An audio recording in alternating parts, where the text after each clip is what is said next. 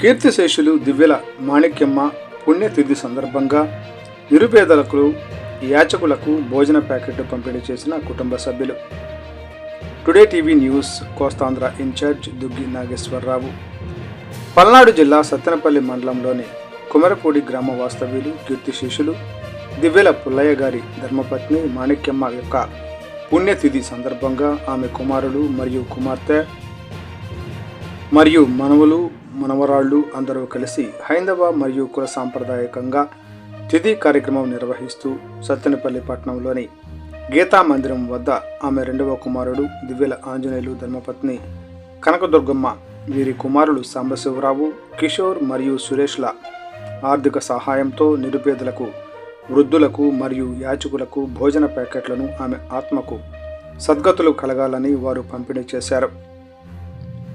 ఈ సందర్భంగా భరతమాత అన్నప్రసాద వితరణ పథకం రూపశిల్పి మరియు సీనియర్ న్యాయవాది దివ్యల శ్రీనివాసరావు మాట్లాడుతూ, ఈనాటి ఈ కార్యక్రమంతో భరతమాత అన్నప్రసాద వితరణ కార్యక్రమం 677వ రోజుకు చేరిందని తెలిపారు.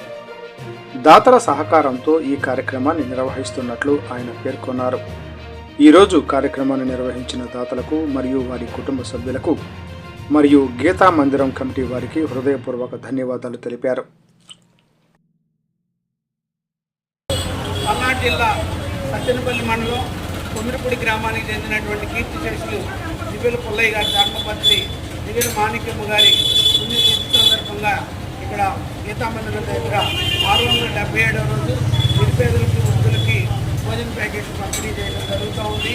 మరి వీరికి దివ్యల మాణిక్యమ్మ గారి పుణ్యతిథి సందర్భంగా సద్గతులు కలగాలని ఆమె కుమారులు అయినట్టు ఆంజనేయులు గారు ధర్మపత్ని కనకదుర్గమ్మ గారు, అదేవిధంగా కుమారులు సాంబశివరావు, కిషోరు, సురేష్ వాళ్ళ ఆర్థిక సాయంతో మరి వీళ్ళందరూ కూడా భోజన ప్యాకెట్లు అందజేయడం చేయడం జరుగుతామని, ఇలాంటి దాతలతో నిరంతర కార్యక్రమం జరుగుతూ ఉంది. అన్నదాత అన్నదాత అన్నదాత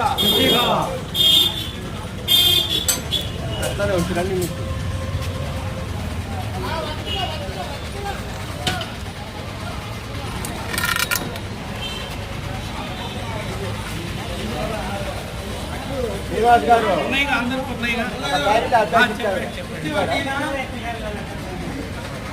ఇస్తాం ఉన్నాయిగా.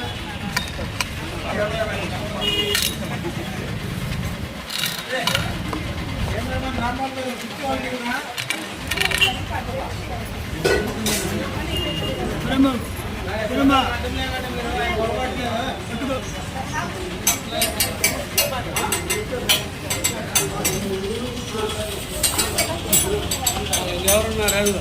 ఆ ముసలాయనకి అయిపోయింది.